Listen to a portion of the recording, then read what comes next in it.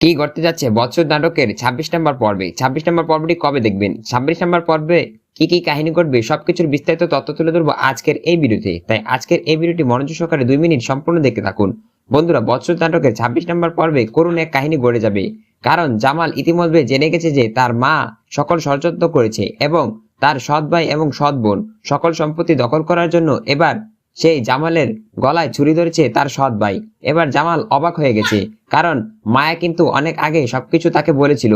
মায়ার সেই কথা বিশ্বাস করেনি, উল্টো মায়াকে অপবাদ দিয়ে এই বাড়ি থেকে বের করে দিয়েছে এবং মায়াকে ডিভোর্স দিয়ে দিয়েছে।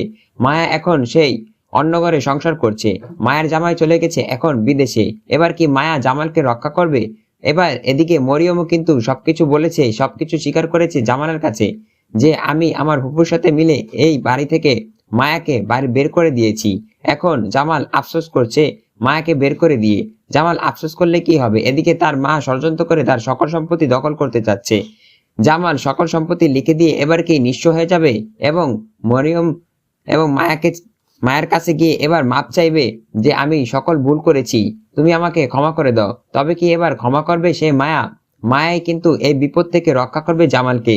নানা বুদ্ধি দিয়ে এবার জামালকে রক্ষা করবে সেই তার সৎ মা থেকে এবং সকল সম্পত্তি দখল করার থেকে। কি ঘটতে চলেছে এই নাটকের সেই ২৬ নম্বর পর্বে? ২৬ নম্বর পর্বে দেখবেন নতুন এক কাহিনী ঘটে গেছে এই নাটকের। ২৬ নম্বর পর্বটি দেখতে পারবেন আগামী ২৪শে মার্চ বিকাল ৩টায় শুধুমাত্র ঈগল ইসলামিক নাটক ইউটিউব চ্যানেলে।